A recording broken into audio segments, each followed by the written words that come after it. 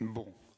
Mesdemoiselles, Mesdames, Messieurs les élus, merci, bonsoir à toutes et tous. Je déclare ouvert ce conseil municipal du jeudi 9 décembre 2021. Je vous propose de désigner comme secrétaire de séance Leslie Tesson, auquel je propose de faire l'appel nominatif. Monsieur Dartout Laurent. Présent. Monsieur Rigou Alain. Présent. Madame Duclos Florence.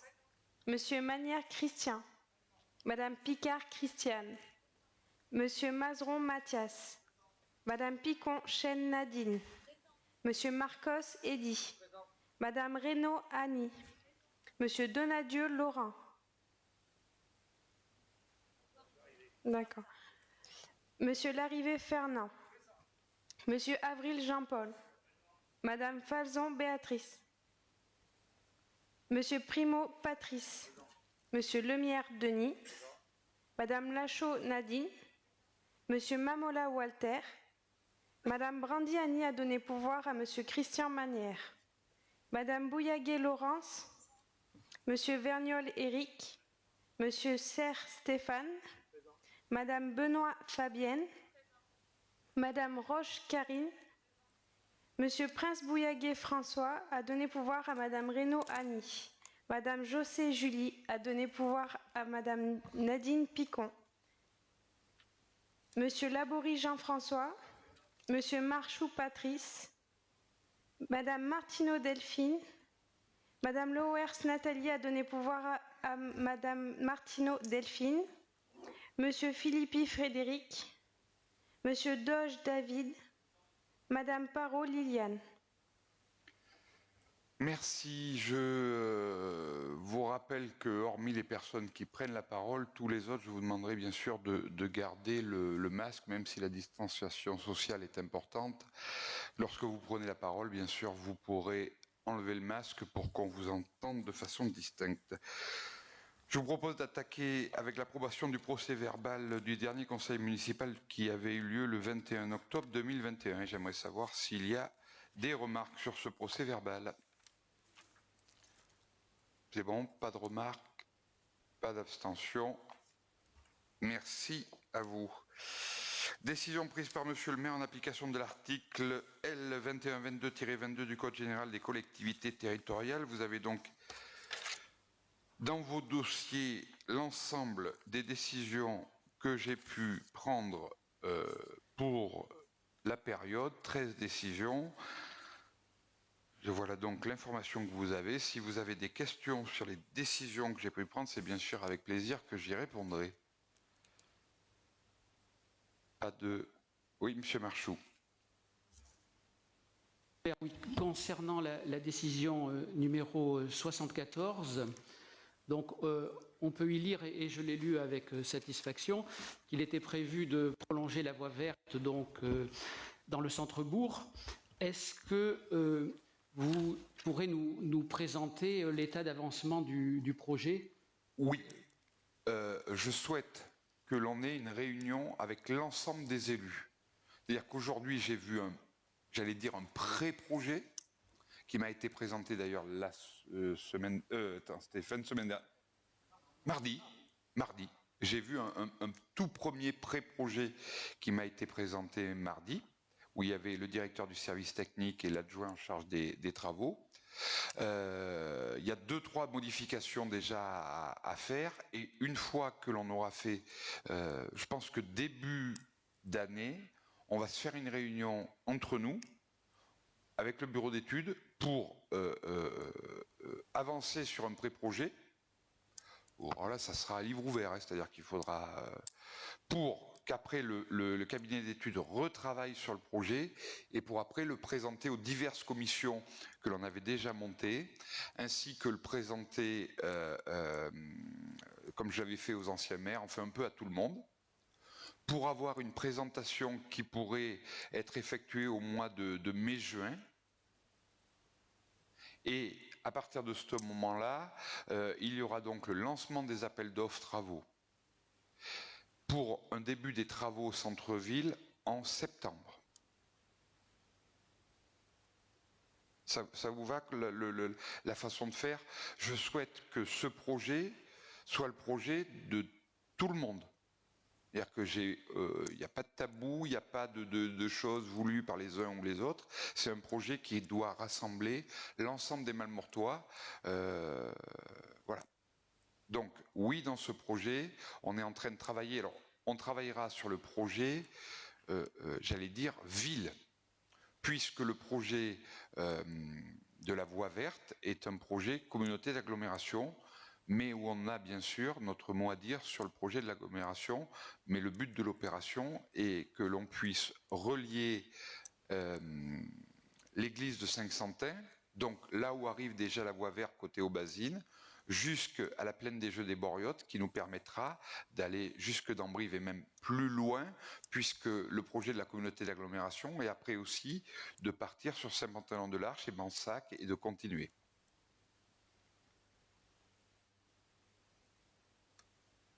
Autre question, autre remarque sur ces décisions? Oui, monsieur Philippi. Sur la décision 71, vous avez souscrit une location pour un terminal de paiement. Oui.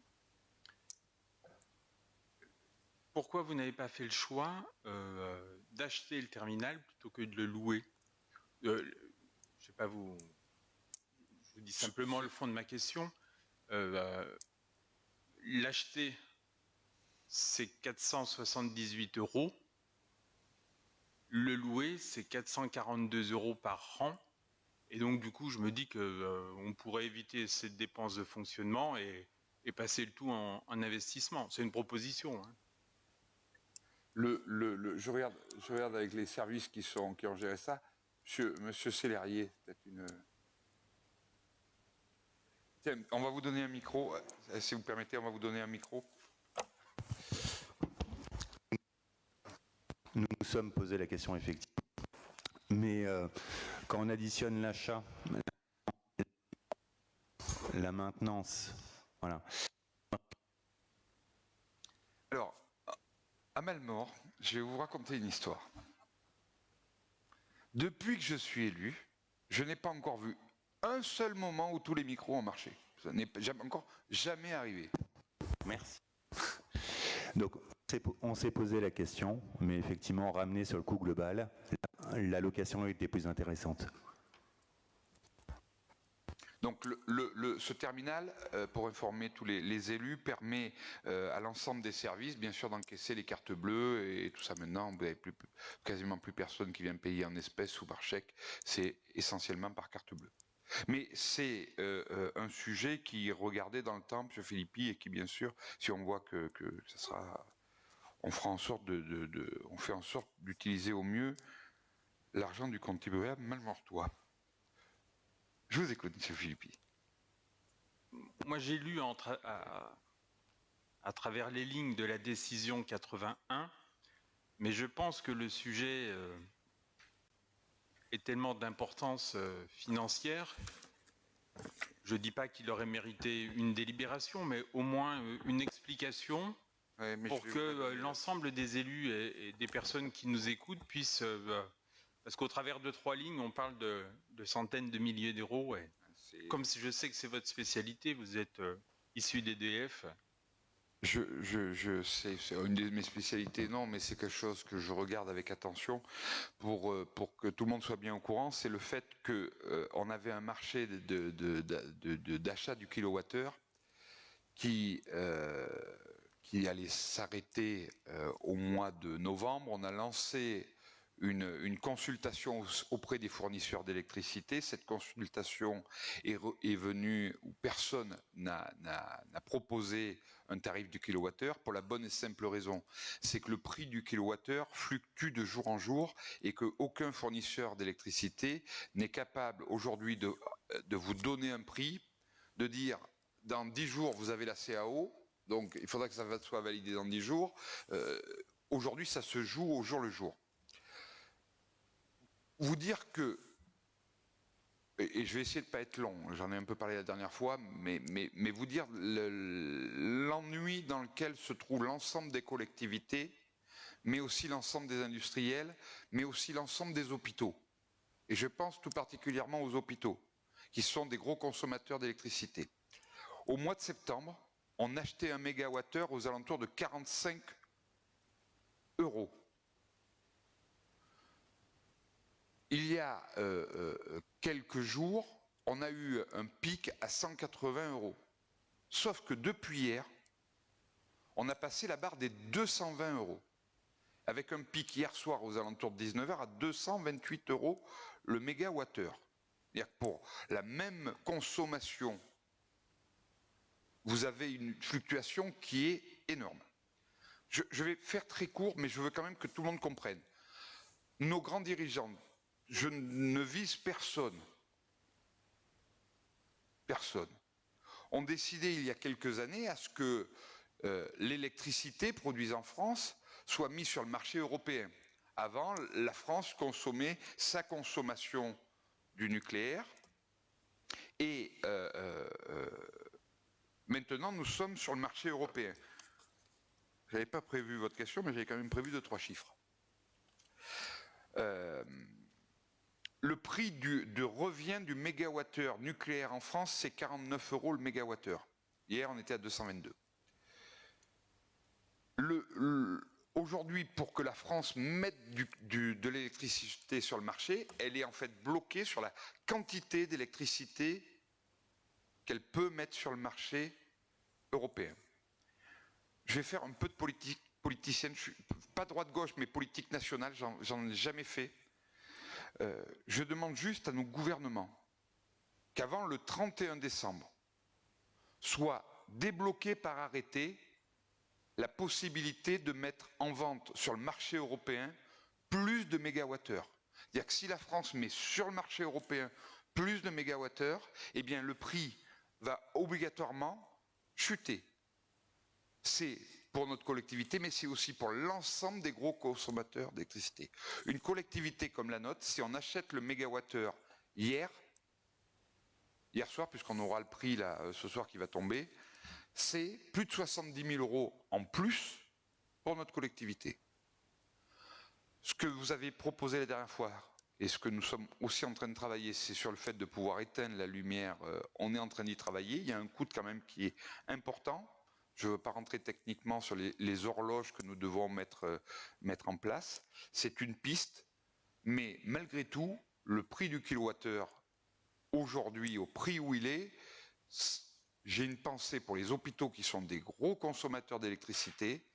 C'est en train de mettre nos hôpitaux, nos entreprises dans d'énormes difficultés. Le prix du kilowattheure pour les Français, le tarif bleu que vous pouvez avoir, le gouvernement a fait une aide et il y a un effort de fait, il y a un blocage de fait de la part de nos gouvernants.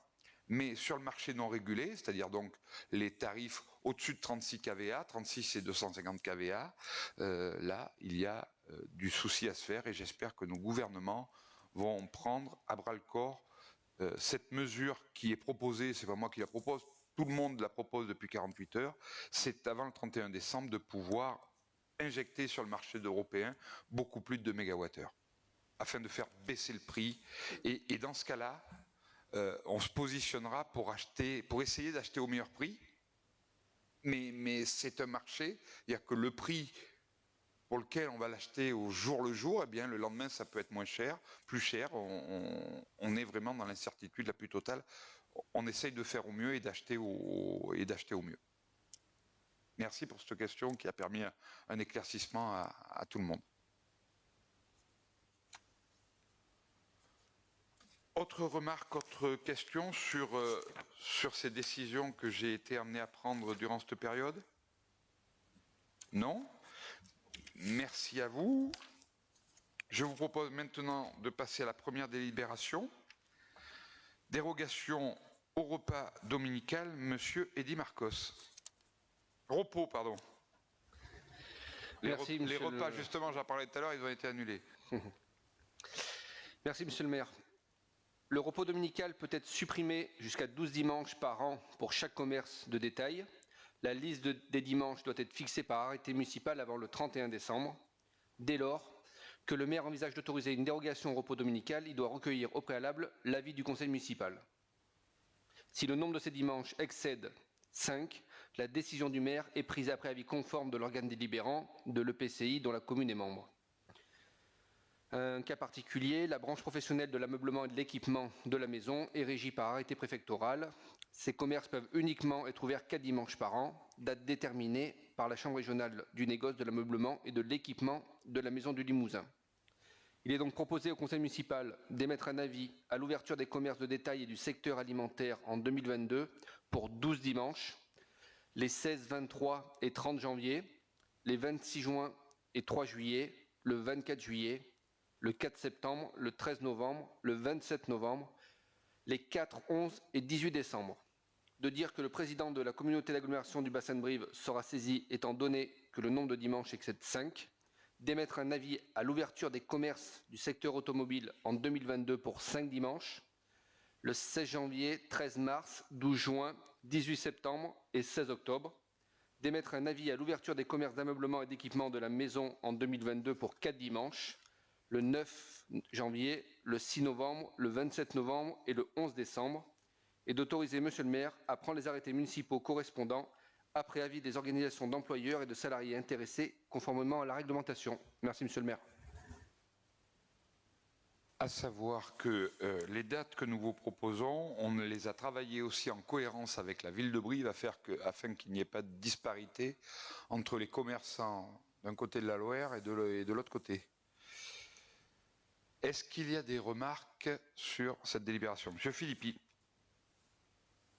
Nous sommes pour, puisque nous sommes toujours en période Covid et que je pense qu'il faut trouver tous les moyens de soutenir l'activité.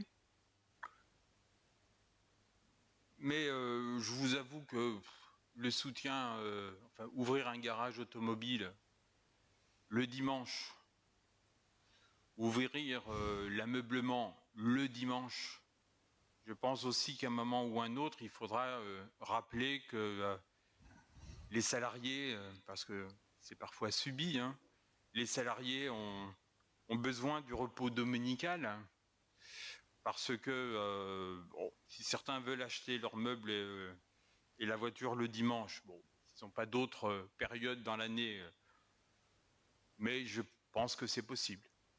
Voilà. Merci à vous. Je ne suis pas d'accord avec vous sur ce sujet-là, mais on ne peut pas toujours être d'accord. Il y a que si les gens ne vont pas acheter leurs meubles le dimanche, eh bien Amazon.fr se chargera et c'est nos emplois, nos commerces de proximité qui en souffriront, mais les gens... Voilà. Je pense que ce que vous dites, il y a quelques années, ça s'entendait. Aujourd'hui, vous êtes sur des choses des années 80, et voilà. Mais je vous remercie de voter cette délibération pour l'année Covid.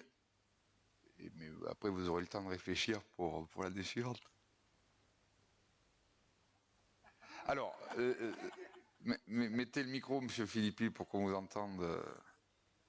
C'est en rapport au Festi Barbecue déjà ou c'est votre... Monsieur Philippi, je vous propose de suivre plus l'actualité. C'est pas Festi Barbecue, c'est Festival Mort.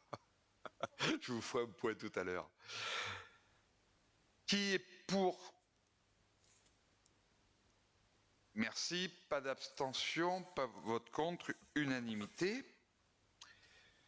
Convention avec la ville de Brive pour la fourrière pour animaux, Madame Béatrice Falzon. Considérant que la convention intervenue avec la commune de Brive pour permettre de bénéficier des installations et des services de la fourrière pour animaux arrive à échéance, il est donc nécessaire de recourir à une nouvelle convention pour une durée de 5 ans, du 1er janvier 2022 au 31 décembre 2026.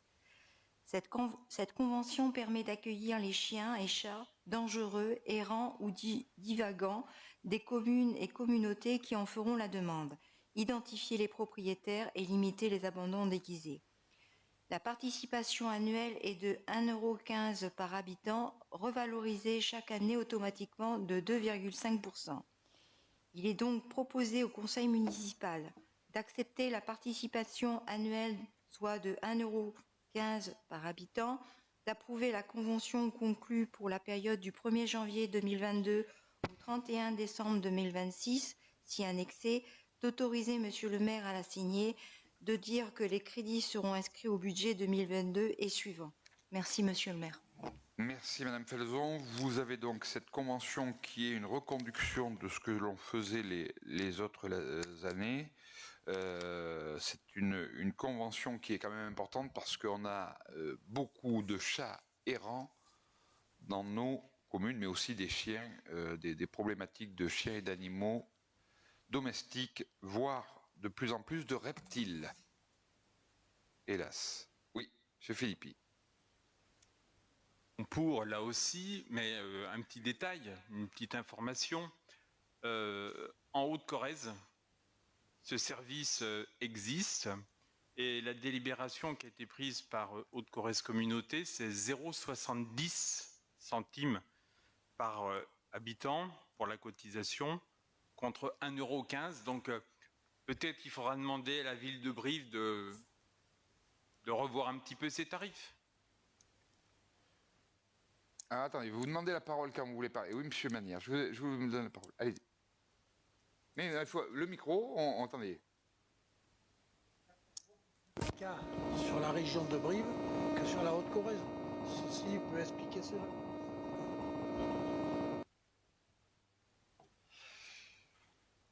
Merci à vous. Pas d'autres remarques? Qui est pour? Merci. Pas d'abstention, pas de vote contre. Madame Falzon, si vous pouvez couper votre micro pour éviter. Merci. Session de matériel réformé. Je passe la parole à Monsieur David Doge. Qui c'est qui le... Merci, Monsieur le maire. Non? Ben si, j'ai David Doge. C'est ça.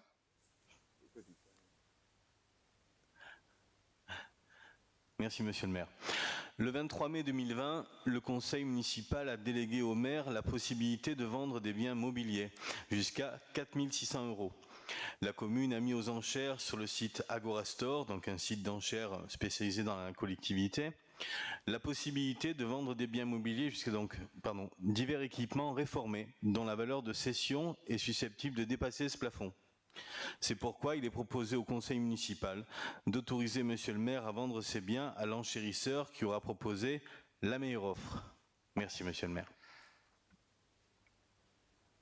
Vous dire que on a fait là un gros travail avec les services techniques, avec Alain Rigoux et les services financiers pour du matériel qui ne servait pas. Vous dire que on a vendu un godet à 1410 €, une remorque porte-panneau à 405 €, un enrouleur d'irrigation à 609 €, le fameux télescopique à 18 692 € et une pompe doseuse de la marque Blanchard à 61 €, soit un total de 21 177 €. C'était du matériel qui était dans un coin et qui ne servait à personne et il vaut mieux le vendre et que cet argent aille sur le compte de la mairie. Est-ce qu'il y a des remarques? Pas de remarques. Qui est pour?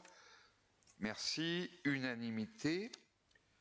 Monsieur Mamoula, autorisation de mandatement des dépenses d'investissement 2022 avant le vote du budget.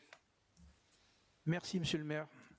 Le Code général des collectivités territoriales prévoit que jusqu'à l'adoption du budget ou jusqu'au 15 avril, en l'absence d'adoption du budget, l'exécutif de la collectivité soit en mesure, sur autorisation de l'organe délibérant, d'engager, de liquider et de mandater les dépenses d'investissement dans la limite du quart des crédits ouverts au budget de l'exercice précédent, soit 25%. Ne sont pas concernés par cette délibération les crédits afférents au remboursement de la dette. Il est donc proposé au conseil municipal d'autoriser Monsieur le maire à engager, liquider et mandater les dépenses d'investissement dans les limites prévues dans le tableau qui vous est présenté ci-après. Merci. Une délibération habituelle où nous donnez la possibilité de payer 25% des dépenses d'investissement avant le 15 avril. Si cette délibération n'a pas été mise en place, eh bien, nous ne pourrions payer plus grand monde jusqu'au prochain vote du budget. Est-ce qu'il y a des remarques?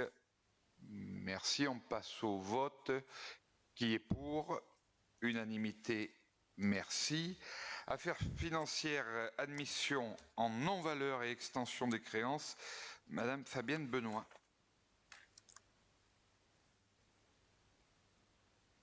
Non, oui. La trésorerie vient de nous transmettre plusieurs états concernant des extinctions de créances et des admissions en non-valeur. Il s'agit de différentes recettes irrecouvrables car la trésorerie a épuisé ses moyens d'action. Elles interviennent lorsque tous les moyens d'action ont été épuisés. L'ensemble de ces recettes non encaissées s'élève à 28 698,95 €. Il s'agit essentiellement de taxes locales sur la publicité extérieure impayées par des entreprises en liquidation judiciaire. Il est proposé au conseil municipal d'admettre en non-valeur la somme de 26,59 €, d'accorder une extinction de créances pour la somme de 28 672,36 € et de dire que les crédits sont inscrits au budget 2021, compte 6541, 6542. Merci. Merci. Vous dire que je n'ai pas le droit de dire en conseil municipal le nom et les montants de ces non-valeurs, mais que si vous avez besoin, bien sûr, tous ces documents, je les tiens à votre disposition. Vous dire juste quand même qu'on a un ancien garage voiture, il y en a quand même pour la somme de 12 611 €. Voilà, 28 698 000 €, c'est le style de délibération que personne n'aime passer dans toutes les collectivités dans lesquelles on peut être. Est-ce qu'il y a des remarques pour cette délibération que personne n'aime? Hélas, qui est pour? Merci. Unanimité. Affaires financières, décision modificative, Madame Florence Duclos. Maire. Donc, il s'agit d'un ajustement budgétaire. Donc, vous avez un tableau dans vos rapports où vous trouvez en section de fonctionnement, en fait, les opérations qui consistent à ouvrir les crédits nécessaires en dépenses pour l'extinction des créances que nous venons de voir, et en recettes pour les produits exceptionnels qui proviennent notamment d'indemnités d'assurance. En investissement sur les lignes qui sont référencées là en numéro 2, il s'agit en fait d'opérations de régularisation pour faire apparaître les 3 cessions à 1 € qu'il faut donc sortir de notre actif pour leur valeur réelle, étant rappelé que les cessions à l'euro symbolique sont considérées comme des subventions d'équipement qu'il faudra amortir. Et pour finir, il s'agit d'ouvrir les crédits nécessaires à l'échange avec le diocèse relative à l'acquisition de la parcelle que nous devons retracer dans l'actif de la commune. Voilà, il est donc proposé au conseil municipal d'adopter cette décision modificative.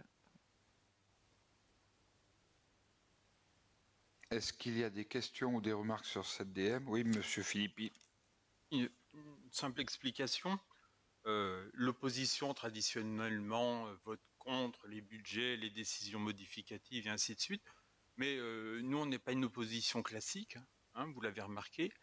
Et comme nous avons souvent voté les délibérations qui ont conduit au chiffrage nouveau proposé ce soir par décision modificative, et ben, en toute logique et en toute cohérence, ça sera le même vote. Merci pour votre cohérence. Pas d'autres remarques, je passe donc au vote qui est pour. Merci, donc unanimité. Affaires financières, attribution d'une avance de subvention à Malmort Organisation. Madame Florence Duclos. Monsieur le maire, donc comme vous le savez, les budgets prévisionnels doivent être adoptés au mois d'avril 2022. Malmort Organisation a souhaité formuler une demande de versement d'avance sur sa subvention annuelle afin de couvrir ses charges sur le premier trimestre et plus particulièrement les dépenses inhérentes à sa programmation culturelle. Donc en fonction des prévisions établies, il souhaite obtenir une avance de 50 000 €. Bien évidemment, cette avance sera régularisée dans le budget primitif 2022. Il est donc proposé au conseil municipal de verser à Malmort Organisation une avance sur la subvention 2022 d'un montant de 50 000 €. Des questions, des remarques. Vous dire que je me suis longtemps posé la question si on allait passer cette délibération jusqu'à cet après-midi, puisque je dois vous annoncer que pour le festival des années 80, Festival Mort, donc en fait cette délibération s'y rapporte, il a déjà été vendu en 48 heures 1500 places, ce qui nous permet déjà de couvrir de nombreuses demandes, que d'heure en heure, les demandes affluent sur le site internet, si bien que avant-hier soir, le site internet et le module de paiement s'est retrouvé bloqué pendant un moment, tellement nous avions d'afflux pour acheter des places pour le festival. Ça fait vraiment plaisir de voir l'engouement qu'il peut y avoir, et on a juste débuté la campagne d'affichage aujourd'hui, donc de belles perspectives pour ces animations malmortoises. Pas de remarques? Oui, Monsieur Philippi, je vous écoute. Avoir l'information, justement, ces places sont achetées par des Malmortois, des Corésiens, par... Alors, on n'a pas le lieu, on a le nom et le prénom, mais on n'a pas le lieu. Vous dire que sur les réseaux sociaux, l'ampleur que ça a pris, on sait, on a pu voir qu'il y avait énormément de Haut-Viennois qui avaient acheté, de Sarladé aussi, on a beaucoup de gens de Sarlat qui ont acheté, mais on n'a pas l'information sur le paiement du lieu, mais on voit que c'est vraiment quelque chose qui passe les limites de Malmort, de l'agglomération, mais aussi départementale. Ça fait plaisir de voir que notre commune peut avoir un rayonnement sur ce style d'animation. Pas d'autres remarques? Qui est pour? Merci, unanimité. Attribution d'une subvention à la société HLM Noalis. Madame Christiane Picard. Merci, Monsieur le maire. La ville de Malmort comptait au 1er janvier 2020 3 916 logements, dont 406 logements sociaux, soit un taux de 10%. La loi SRU prévoit l'obligation pour les communes dont la population est supérieure à 3 500 habitants de disposer d'au moins 20% de logements sociaux. La ville de Malmort, n'ayant pas atteint ce taux, une pénalité de 102 € lui est attribuée en 2021. Le montant des dépenses effectuées par les communes pour soutenir la production de logements sociaux est déductible de cette pénalité. La ville souhaite donc aider les bailleurs sociaux qui réalisent des opérations sur son territoire. La SA d'HLM Noalis réalise une opération dite du pont de chemin de fer. Cette société vient de nous transmettre une demande de subvention pour assurer l'équilibre financier de l'opération.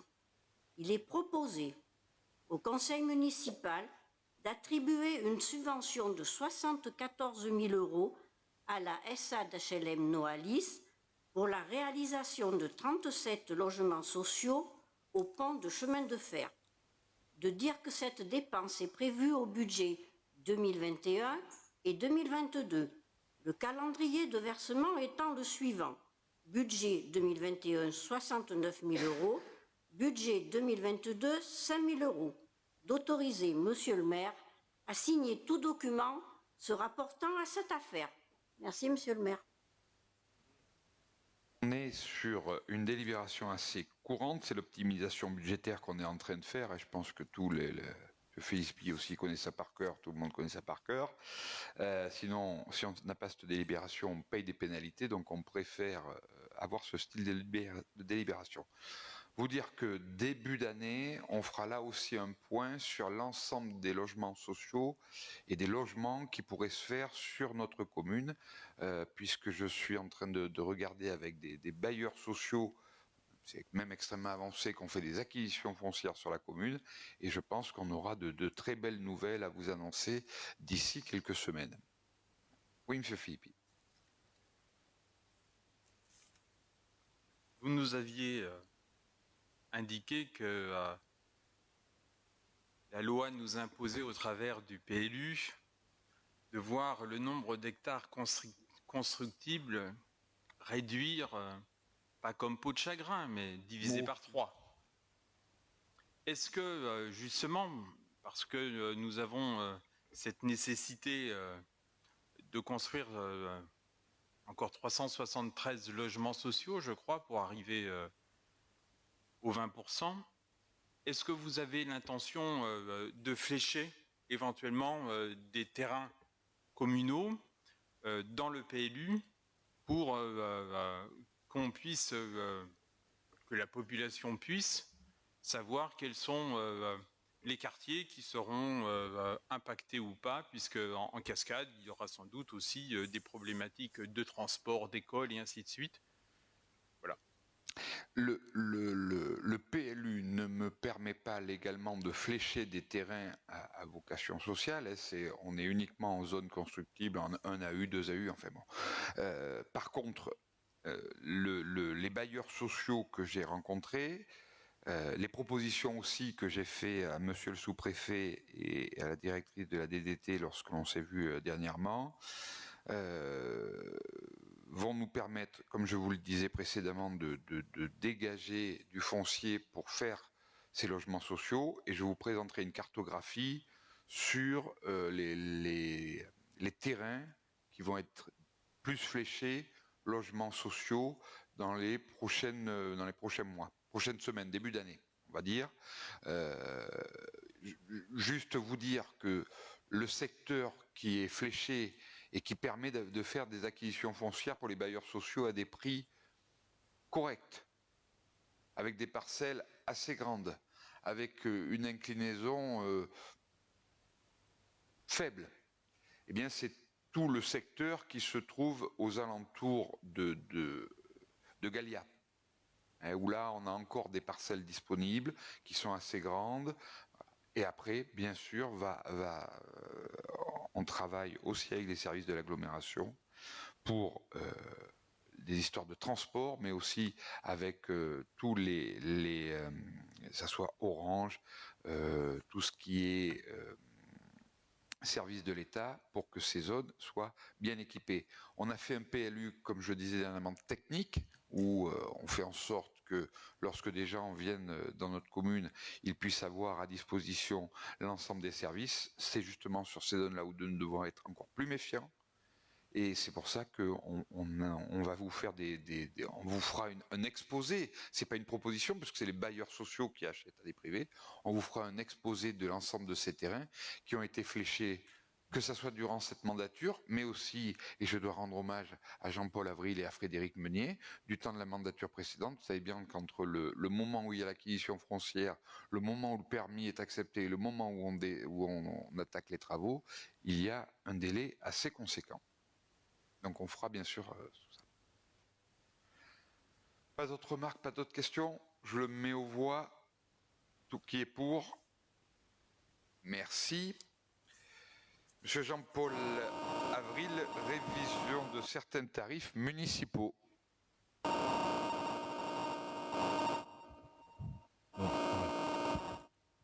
On va peut-être changer de micro.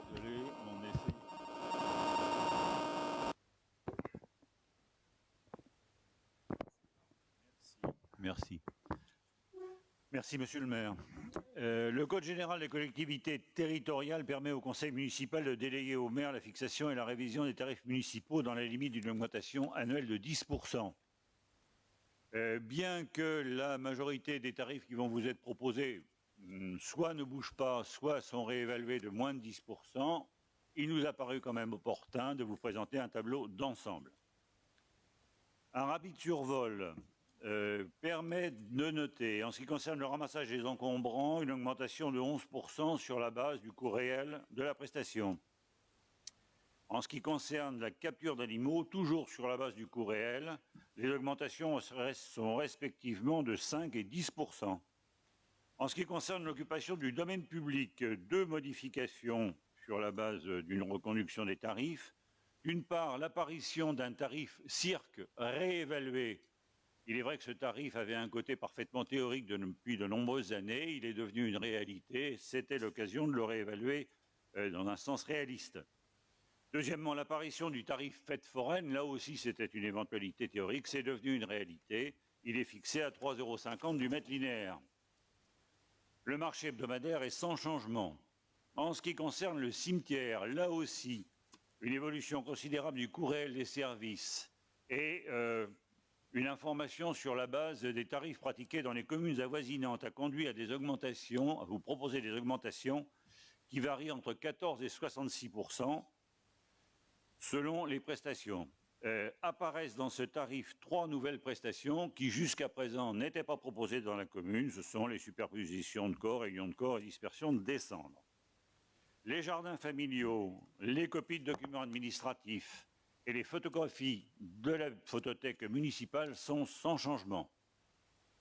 En ce qui concerne les locations de salles, l'espace Jean Ferrat est un cas à part. L'ensemble des tarifs sont reconduits sans changement.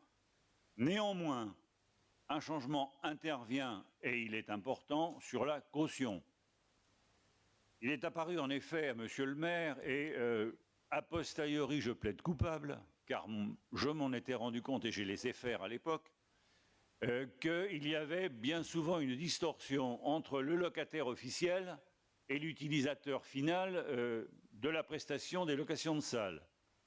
Cette différence n'occasionnait pas, bien entendu, l'augmentation de tarifs, bien au contraire. Alors plutôt que de se lancer dans une politique inquisitoriale au cas par cas, il est apparu à Monsieur le maire que peut-être on pouvait essayer d'augmenter considérablement la caution. Le chèque n'est pas encaissé, mais ça peut avoir un effet dissuasif. En ce qui concerne les autres salles, dans l'ensemble, les 3 évolutions sont identiques pour toutes les salles. En ce qui concerne les utilisateurs communaux, associations ou particuliers, l'augmentation des tarifs est basée sur l'inflation, en tenant compte bien entendu de l'ancienneté du dernier tarif, même s'il était en vigueur depuis plusieurs années. Deuxièmement, en ce qui concerne la différentielle entre les utilisateurs communaux et les utilisateurs hors commune, un certain nombre de tarifs ont été augmentés pour respecter un gradient, si je puis me permettre, de 1 à 3 et faire bénéficier les utilisateurs communaux d'un bonus tout à fait substantiel. Enfin, là aussi, pour chacune des salles, l'augmentation de la caution a eu lieu de façon importante pour être dissuasive. Voilà l'ensemble des modifications. Vous avez les détails. Bien entendu, le reste des tarifs et des principes reste identique. La gratuité des locations de salles pour les associations malmortoises, la gratuité pour les réunions politiques et syndicales tenues par les associations du même nom, et la gratuité pour toutes les associations reconnues d'utilité publique pour les manifestations directement liées à leur objet. Bien entendu, l'empreinte bénéficie toujours de la gratuité et d'une absence de cautionnement puisque nous sommes conventionnés. Merci, Monsieur le maire. Merci, cher Jean-Paul. Oui, donc dans cette délibération sur les salles polyvalentes, donc les Malmortois, il y a quasiment 0 augmentation à l'inflation près. Par contre, c'est vrai que les extérieurs à la commune voient leurs tarifs, par contre, multipliés par 3. C'est-à-dire que nous nous retrouvions aujourd'hui dans une situation où quand un Malmortois avait besoin d'une salle, il ne pouvait pas en bénéficier parce que tous les extérieurs venaient louer des salles à Malmort. Afin aussi je reprends tes propos Jean-Paul, afin de aussi contrecarrer le fait que certains s'amusent à louer la salle à un tarif malmortois et de le prêter à un copain, à une cousine, il ne pourrait pas bénéficier de ce tarif préférentiel. Nous avons mis une caution à 5 000 € et je donnerai comme directive que le chèque de caution doit être au même nom que la personne qui loue la salle. Ça va qui vont faire un peu plus attention. Voilà dans tout ce qui est salle polyvalente. Et après, Jean-Paul Avril vous a aussi donné les éléments pour les autres points. Est-ce qu'il y a des questions ou des remarques? Oui, monsieur Philippi. Mettre en place des tarifs pour fêtes foraines, nous sommes pour. Augmenter le tarif des ramassages des encombrants, pourquoi pas? Augmenter le tarif de capture des animaux, on l'a vu tout à l'heure, vu ce que nous fait payer Brive. D'accord. Mais là où nous nous sommes questionnés, c'est sur votre volonté d'augmenter de 66%, plus 200 €, la case de columbarium pour 15 ans, passer de 600 à 800 €, la case de columbarium 30 ans. De même, pourquoi inventer des redevances, certes, juridiquement elles existent, mais elles n'existaient pas jusqu'à maintenant, de superposition de corps à 80 €. Le Malmortois qui vit et qui paie ses impôts à Malmort depuis 20, 30, 40, 50 ans, a contribué tous les ans en étant propriétaire, locataire, au budget de la commune et au travers de ça, à la construction, aux investissements de ces espaces publics. Et il fait le choix, encore une fois Malmortois, hein, il fait le choix d'être enterré, d'avoir sa sépulture à Malmort, et quelque part nous aurions aimé qu'il y ait là une distinction plus importante en faveur d'un Malmortois qui souhaite finir ses jours au cimetière de Malmort. La hausse peut se comprendre, mais elle est sévère. Alors, monsieur Philippi, vous savez que cette délibération, si vous connaissez un directeur général des services, il va vous expliquer ça parfaitement, c'est essentiellement une délibération technique et juridique. Et je vous propose de laisser la parole à notre directeur général des services. Ce n'est pas une volonté d'aller chercher de l'argent, de se faire de l'argent sur le dos de nos défunts. C'est que derrière, réglementairement, il y a des choses qui nous obligent, voilà. Monsieur le directeur général, si vous permettez, monsieur le directeur général des services va nous expliquer, qui, je dois le dire, s'occuper auparavant des cimetières aussi dans ses prérogatives de la ville de Brive. Donc en plus, on a l'arriéré de nos amis brivistes. Je vous laisse la parole. Merci, monsieur le maire. Donc effectivement, on a choisi de mettre en place des redevances sur les superpositions de corps, les réunions de corps et la dispersion des cendres. Ce sont des redevances qui sont maintenant permises parce qu'elles seront réellement un service que la collectivité doit rendre à l'issue de la sépulture. Donc juste pour rappeler comment on gère les cimetières et pourquoi on prend des tarifs de concession et de redevance, c'est que nous avons des frais de gestion et d'entretien du cimetière et qu'un tiers du produit des concessions est reversé au CCAS pour assurer l'inhumation des personnes sans famille et sans ressources. Pour répondre à votre question aujourd'hui sur les concessions de famille et le fait que les personnes malmortoises puissent être inhumées dans les cimetières, je rappelle juste que le droit à inhumation sur les concessions font que cela entend pour les concessions de famille les ascendants, descendants et collatéraux, ce qui veut dire qu'une personne qui est malmortoise peut faire inhumer dans une concession son frère, son grand-père, sa grand-mère, son neveu et sa nièce qui pour le coup ne sont pas forcément non plus malmortois.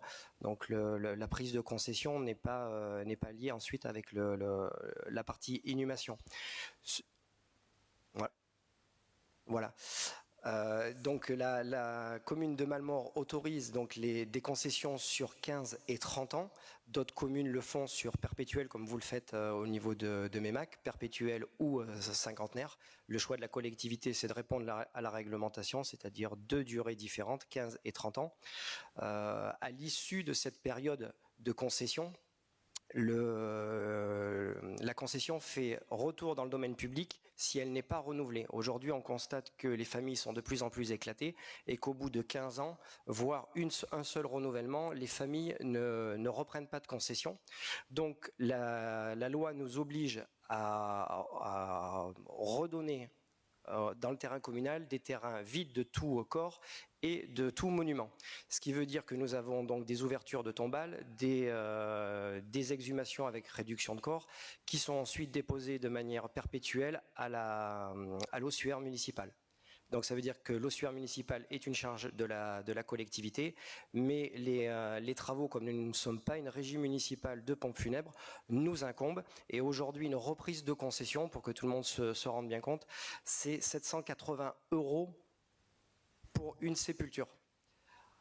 Aujourd'hui, le tarif de la concession est passé de 175 € effectivement à 200 €, mais ce qui n'est pas dit dans la délibération, c'est qu'à chaque mouvement de corps, donc à chaque inhumation, on percevait à l'époque une taxe d'inhumation de 10 € et le législateur en 2020, sur la loi de finances de 2020, à compter du 1er janvier 2021, a aboli cette taxe d'inhumation qui, pour le coup, au niveau de 10 € ne correspondait absolument pas aux charges d'exhumation, réduction de corps, qui étaient donc celles de la collectivité 15 ou 30 ans plus tard.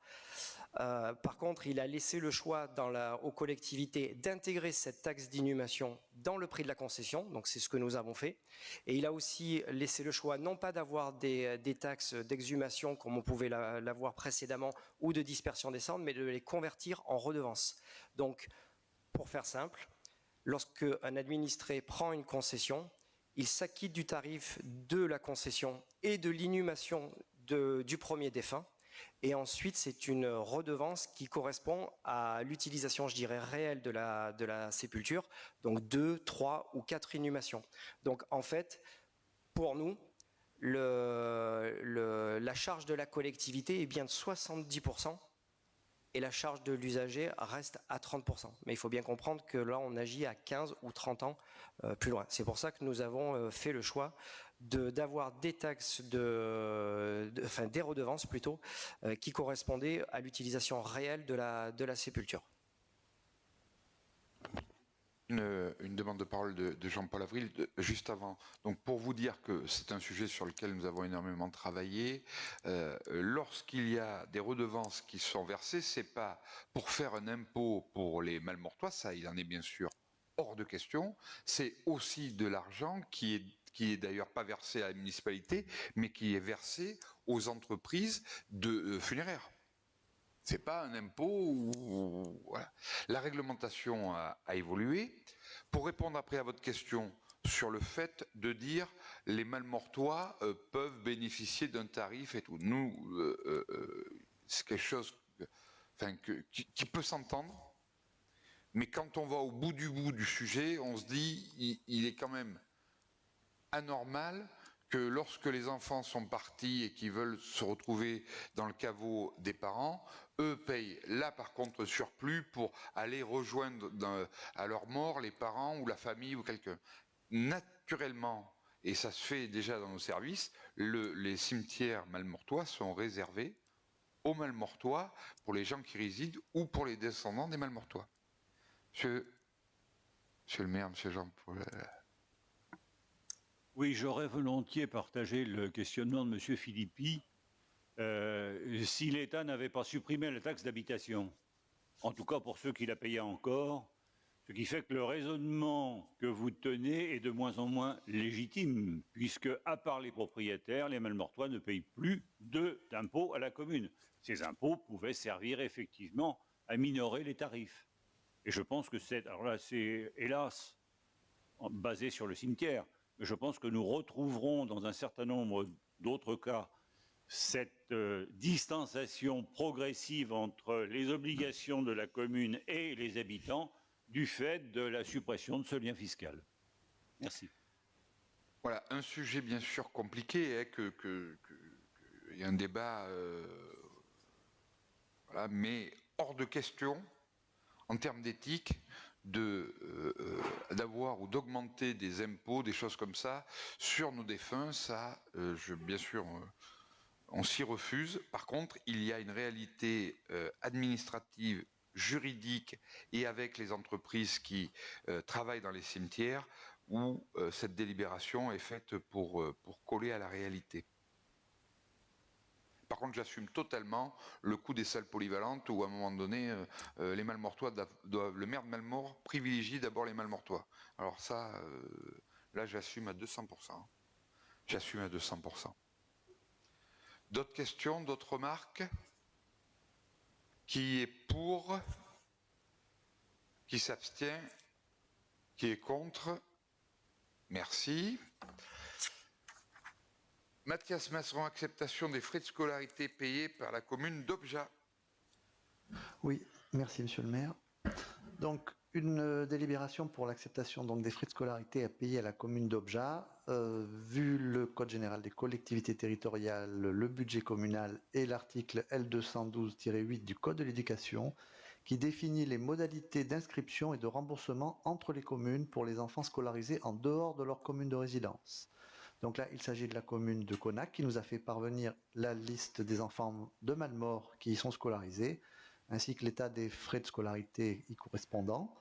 Donc il s'agit des frais correspondant à l'année scolaire 2020-2021, qui s'élèvent donc pour non pas un demi-enfant, mais une demi-année de présence suite à un déménagement, pour un montant de 157,50 €.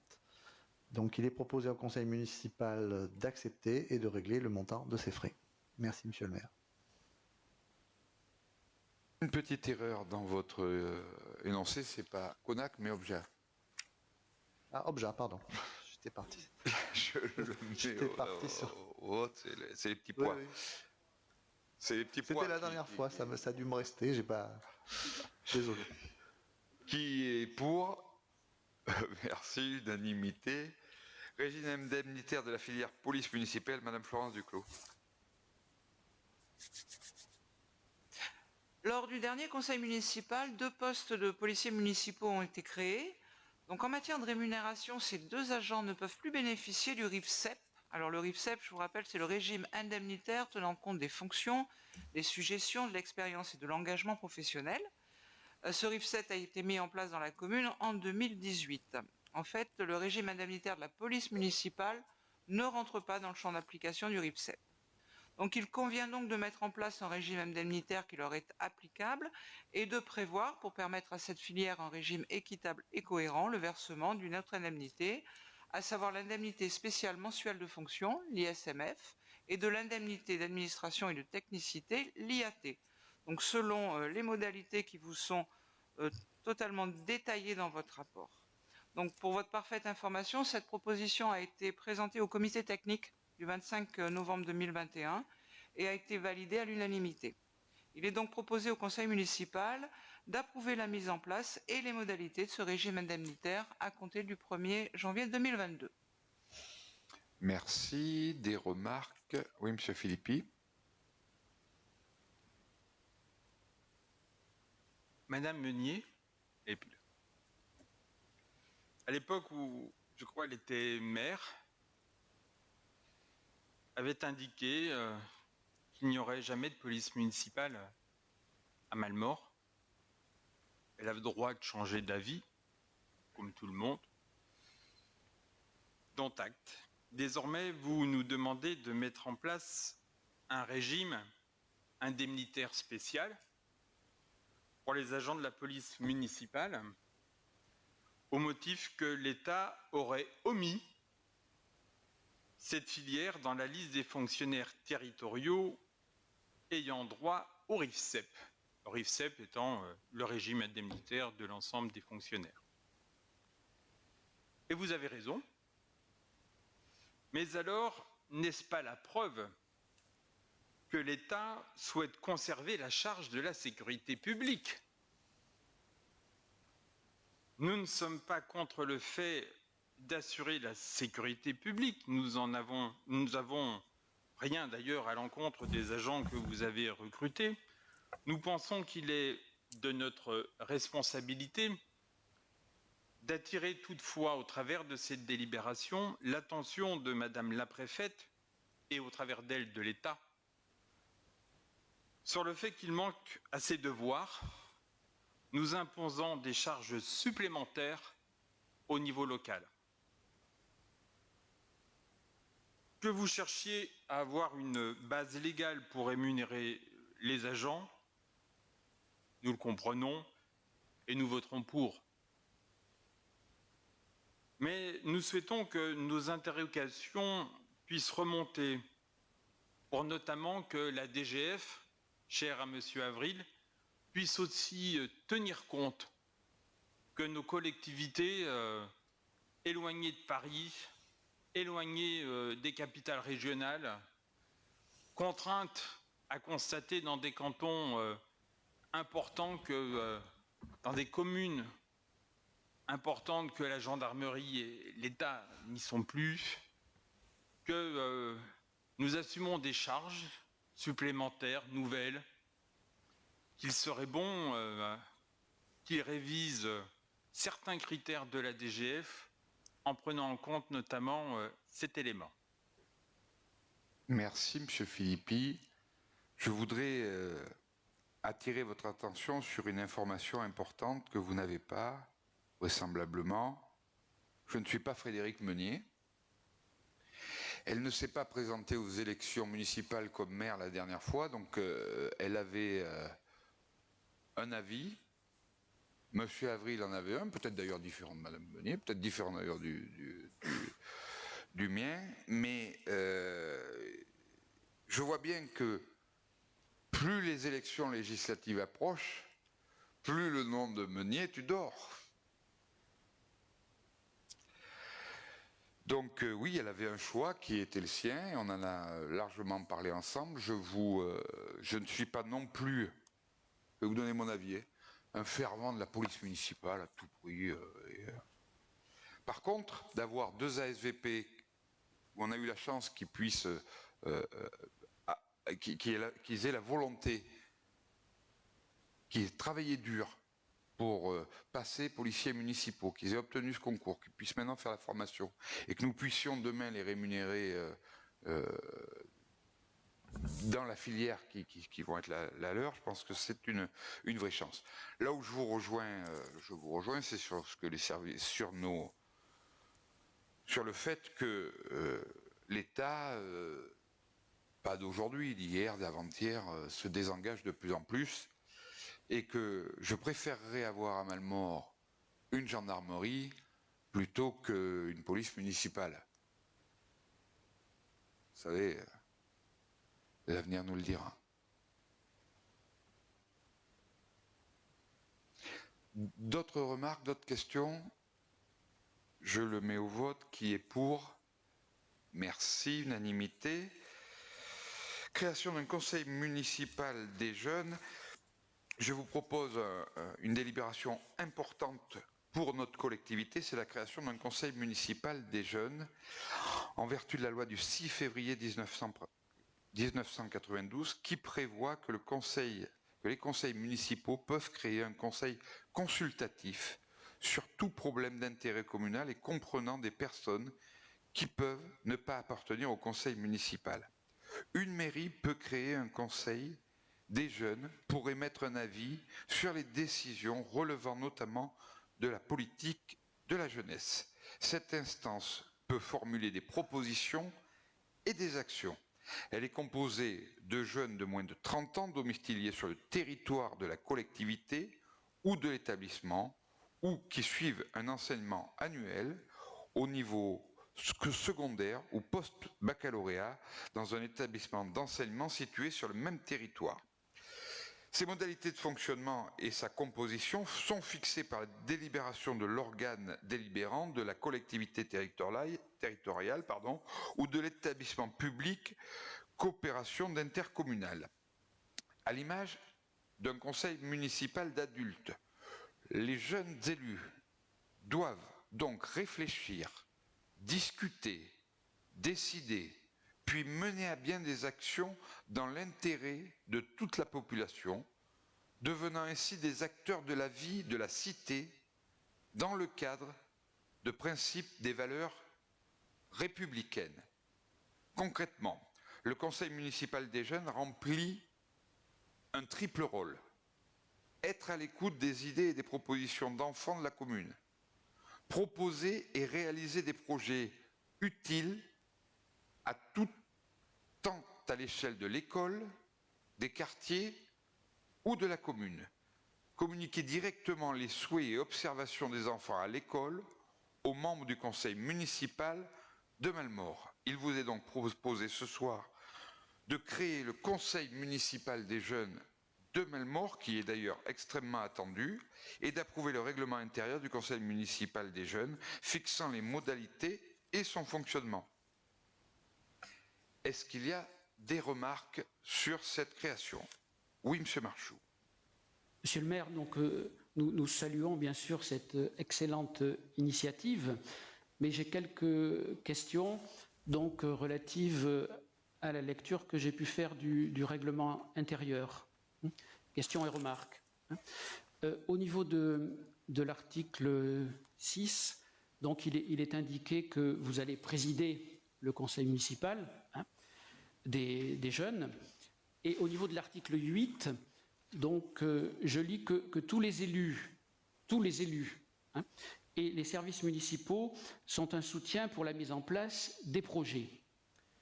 Donc c'est avec certainement une grande satisfaction que nous aimerions participer, puisque c'est prévu à l'article 8. Donc ma question est la suivante. Est-ce que vous serez le seul donc, à assister au conseil et à présider donc, le conseil municipal des jeunes, ou est-ce que vous serez accompagné d'autres élus? Je serai accompagné d'autres élus et je vous inviterai à chaque fois à participer à ces réunions. Merci, monsieur le maire. Je pense que le fait que le maire participe et préside, c'est aussi symbolique pour des enfants et je pense que voilà, c'est aussi des moments importants pour eux. Mais bien sûr qu'il faut qu'il y ait plusieurs élus et si votre groupe en est d'accord, vous serez le représentant au conseil municipal des jeunes avec aussi un ou deux élus. On n'a pas encore réellement encore tracé tout ça, mais c'est un bel exercice de démocratie que l'on propose aux enfants, aussi aux enseignants, parce que on l'a travaillé avec le monde enseignant pour que derrière montrer qu'on est dans un beau pays et que la démocratie est quelque chose de fort dans notre pays. Alors, une remarque qui n'a absolument rien à voir avec le sujet. Quand on lit tous les élus, parfois dans certaines collectivités, donc il faut entendre tous les élus de la majorité. Donc je vois que ce n'est pas le cas. Non, non. Alors là, enfin, je pense que depuis le début de ma mandature, chaque fois que vous en avez fait le souhait, je pense qu'à une fois, je vous ai dit non, c'était pour que M. Philippi participe à un organisme, à l'agglomération, c'était lors du 4e conseil municipal, où là, c'était vraiment trop compliqué. Chaque fois que je peux vous intégrer sur les commissions, je le fais avec force, et voilà. Je ne suis pas d'accord avec ce que vous dites, mais je me battrai jusqu'au bout, jusqu'à la mort, pour vous donner le droit que vous puissiez vous exprimer, c'est ça? Voltaire. Je le mets au vote qui est pour. Il y a peut-être autre chose, monsieur Marchand? Non. Merci. Unanimité. Merci pour cette unanimité, cette donc création du conseil municipal des jeunes. Modification de nom de voie, impasse du Pilou à Venarsal. Je pense que c'est Patrice Pribot. Patrice, à toi. Merci, monsieur le maire. Considérant qu'ensuite à la création de la commune nouvelle, Malmort, il existait sur notre territoire plusieurs dénominations de voies Pilou, sur chacune des anciennes communes de Venarsal et de Malmort-sur-Corrèze. Il est proposé au conseil municipal de modifier la dénomination de la voie impasse du Pilou sur la commune déléguée de Venarsal en impasse de l'Orée des Bois, d'autoriser monsieur le maire à signer toutes pièces nécessaires à l'exécution de la présente délibération, de dire qu'une ampliation sera transmise à l'ensemble des concessionnaires et aux propriétaires riverains de la voie concernée. Merci, Monsieur le maire. Merci. Le but de l'opération est sur la commune de Malmort, que nous ayons pas deux voies qui portent le même nom pour les services, bien sûr, de secours du SDIS, entre autres, mais aussi pour les livreurs, les choses comme ça. Donc c'est important et c'est pour ça qu'à chaque fois nous prenons la voie où il y a le moins d'habitants et nous modifions son nom de rue. Pas de remarques, pas d'abstention, tout le monde est pour. Parfait, pas d'abstention, impeccable. Rapport annuel sur le prix et la qualité des services de l'eau potable et d'assainissement collectif et non collectif. Je ne participerai pas au vote et non plus au débat. Je laisserai monsieur le maire, notre premier adjoint, faire le vote, car c'est moi qui présente cette délibération et qui est en charge cette délibération à la communauté d'agglomération. Monsieur le premier adjoint. Merci, monsieur le maire.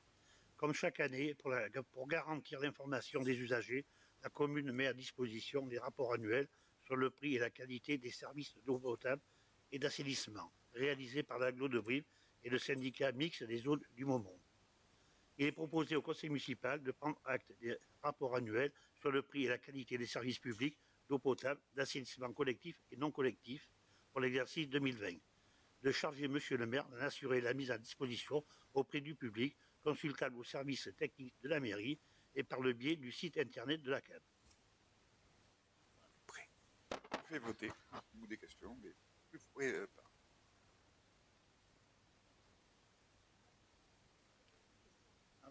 Ah, pardon, indication, mais je sais pas. Ah, pardon. Oui, oui. Alors, j'ai lu le rapport. Entier? Oui. Et quelques dizaines de pages. Hein. Facile. Et on parlait que d'eau potable, on ne parlait pas d'assainissement. Donc je me suis dit, tiens, est-ce que le rapport sur l'assainissement, on a oublié de nous l'envoyer? Non, je l'ai payé. Donc, si tel est le cas... Non, sur le site de l'agglomération, normalement, il y a la totalité. Ah ben oui, dans les documents qui nous ont été adressés dans le cadre de la convocation, il n'y avait que, dans le cadre que le document de l'eau potable. De l'économie d'énergie, on fait attention à... il faut les... Alors on fait attention à l'utilisation du papier. Non, c'est sur le site internet de l'agglo. Par contre, c'est sûr. Hein. Passer la formalité, il est dit dans ce rapport qu'on appartient à un secteur où 35% des canalisations datent d'avant 1970, mais on n'a pas l'élément pour Malmort lui-même, puisque donc c'était pour savoir si on avait matière en pourcentage sur la commune de Malmort en tant que telle ou pas. Je vous trouverai les chiffres, je ne les ai pas là, vous m'auriez posé la question avant, je vous les aurais trouvés. Je me permets de répondre, même si... vous dire par contre que c'est un débat qu'on avait eu à la télé, qu'on peut... Lorsque le projet que l'on a de refaire la 89 va nous permettre, et j'ai fait budgéter à la communauté d'agglomération, la réfection de la conduite d'eau de l'Acouze qui va alimenter la station de Saint-Germain. Donc ça va faire du bien. Elle va être chemisée, c'est-à-dire qu'à l'intérieur, on va rentrer une membrane pour éviter aussi de tout casser. Obligatoirement, sur Malmort, il me semble qu'on a encore quand même pas mal de... Monsieur Bruja, vous avez des infos? Non, on a encore quand même pas mal de conduites en fond. Je vous donnerai les chiffres. Voilà. Alors, toujours dans ce document que j'ai lu, il est dit que notre secteur, 91% de rentabilité, ça veut dire clairement que quand on met 100 mètres cubes au début du tuyau, il en arrive 91 dans nos robinets. C'est en général un bon pourcentage, puisque l'ADEME nous dit que quand on dépasse les 80%, c'est plutôt pas mal. Sauf que les autres secteurs de l'agglo, j'ai constaté que certains étaient à des taux 59%.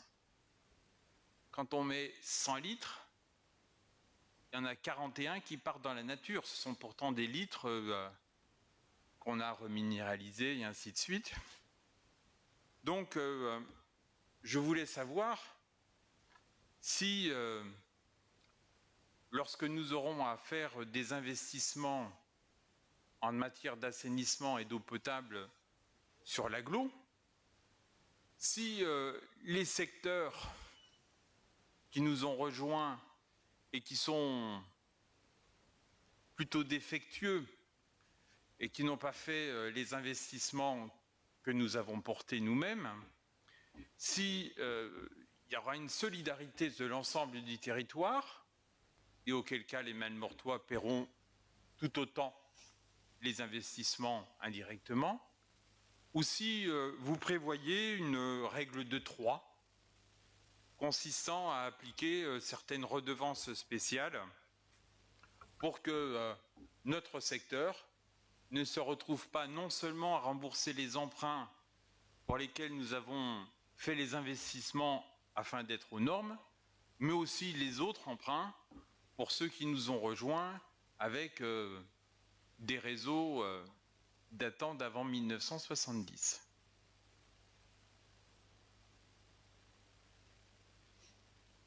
Les preuves en tombent. Ah, mais monsieur Philippi, vous rigolez là, ou quoi? Non mais là, qui c'est qui a augmenté le nombre de communes qui sont passées de 15 à 43? Ben c'est vous quand même. Non mais vous rigolez ou quoi? Vous étiez élu à Brive. Vous étiez élu à Brive. Vous étiez à l'agglo. C'est vous qui étiez à la manœuvre. Et vous avez augmenté le nombre de communes. Et maintenant que c'est augmenté, vous expliquez qu'il faudrait que ce soit les anciennes qui payent. Mais attendez, mais alors là par contre, là par contre, je vous suis pas du tout. Je ne vous suis pas du tout. Ça, c'est la première chose. La deuxième chose, dans la nouvelle DSP, que Suez a obtenue, il y a un chapitre particulier sur ce domaine-là, puisque Suez s'est engagé à faire sur le territoire de l'agglomération, même un peu plus loin, puisque vous avez des branches qui sont reliées sur sur l'agglomération et qui ne font pas partie, enfin voilà, il y a quelques villages qui sont autour, à réduire de 20% les pertes en eau, qui, en deux parties, la première partie c'est 5% vis-à-vis de nous tous, donc en nous apprenant à faire des économies d'eau, et 15% sur les installations en totalité. C'est dans la DSP eau qui a été signée par la communauté d'agglomération avec Suez, donc ça répond à votre question. Quant aux autres communes, voilà. Il y a une bonne ambiance entre nous, donc je ne vais rien dire de plus. Je vous laisse la parole, bien sûr. Vous voyez que ne pas siéger à l'agglo fait que l'opposition, certaines informations ne lui parviennent pas. Au demeurant. De ne pas siéger à l'agglo sur mandature ou sur l'ancienne? Au demeurant, je vous disais tout à l'heure que Madame Meunier était contre, à une certaine époque, l'arrivée de la police municipale. C'était une époque. Et à l'époque, dans une autre vie où j'étais élu de Brive, la volonté était peut-être d'abord de ramener un certain nombre de collectivités dans un territoire, dans un bassin de vie plus important. Et c'est pas parce qu'une erreur a pu être commise dans la rédaction qu'elle ne doit pas être corrigée. Donc au cas présent, j'estime que ceux qui aujourd'hui disposent d'un réseau d'eau et d'un réseau d'assainissement performant n'ont pas à payer forcément la restauration de réseaux qui datent d'avant 1970 parce qu'ils n'ont pas eu la volonté de se remettre aux normes à l'époque où ils avaient la possibilité d'obtenir 80% de subventions, ce dont aujourd'hui nous ne sommes pas certains d'avoir. Vous avez une façon particulière, M. Philippi, de voir la communauté d'agglomération. Franchement, vous étiez sur votre liste fléché pour être à la communauté d'agglomération. Pour vous, c'est les recettes, on les partage, les dépenses, c'est pour les autres. Donne-moi ta montre, je te donnerai l'heure. Non mais franchement, aujourd'hui la communauté d'agglomération, oui, je suis fier, moi, que Malmort fasse partie de la communauté d'agglomération. Je suis fier qu'un des pionniers de la communauté d'agglomération soit Serge Marini, qu'il ait œuvré pour la mise en place de la communauté d'agglomération. Oui, je suis fier que Robert Penalva ait été le premier vice-président de la communauté d'agglomération. Oui, je suis fier aujourd'hui qu'on puisse, à un moment donné, mettre des choses en commun pour que ça marche. Oui, je suis fier aujourd'hui de l'entente qu'il peut y avoir entre Brive et Malmort. Oui, je suis fier, moi, en tant que maire de Malmort, de pouvoir, avec le maire de Brive, pouvoir avoir des actions communes et pouvoir se regarder yeux dans les yeux et se dire on ne se marche pas sur les pieds. Oui, je suis fier aujourd'hui que de la communauté d'agglomération avance sur des projets comme ça. Et je trouve, je vous le dis, c'est ma vision de l'agglomération, je trouve que de mettre en commun les dépenses et les recettes, ça a du sens. Oui, je suis fier des fois d'aider les plus pauvres et les plus petits. Oui, je suis fier d'aider les plus pauvres et les plus petits.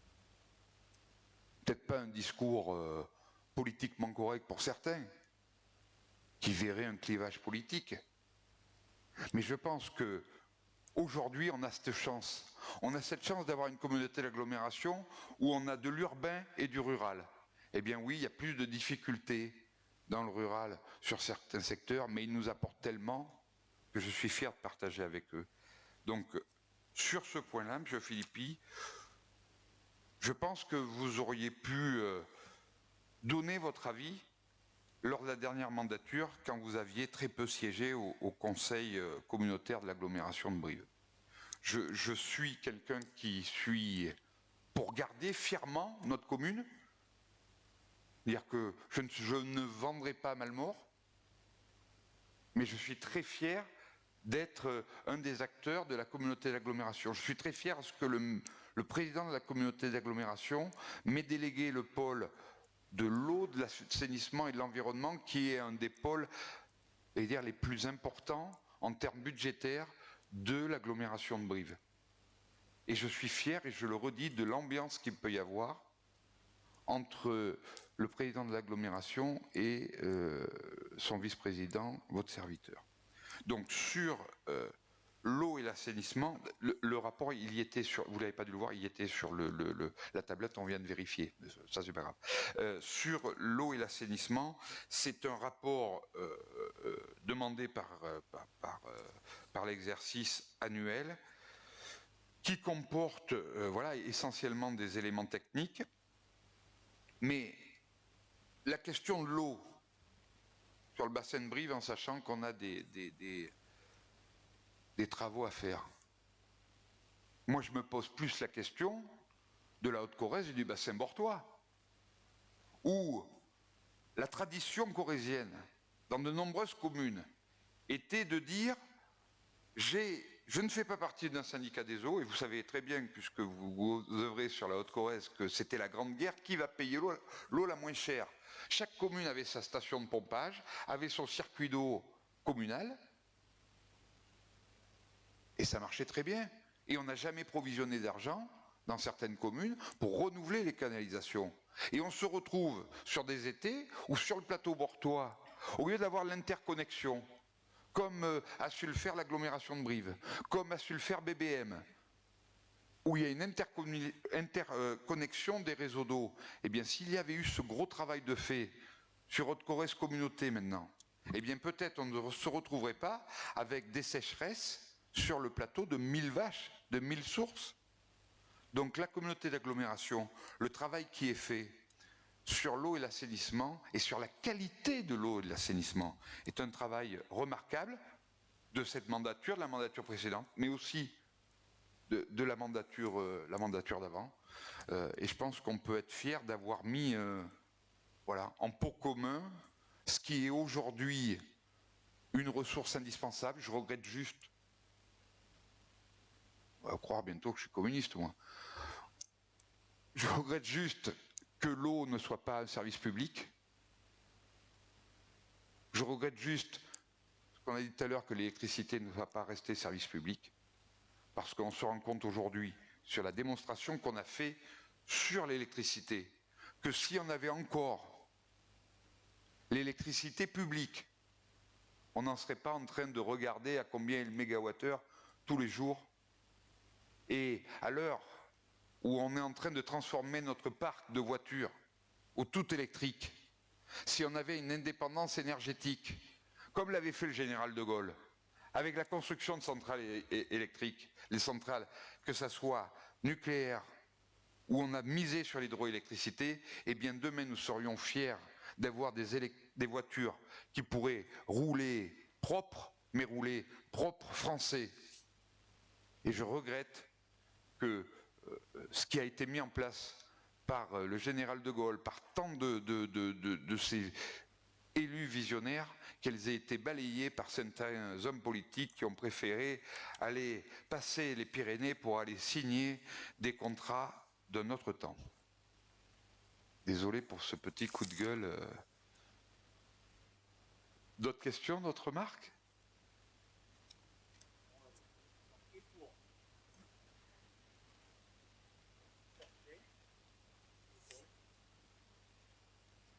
Merci pour ces délibérations. Je vous propose, maintenant qu'on a épuisé l'ordre du jour, de passer aux questions diverses et aux informations diverses. Vous dire déjà que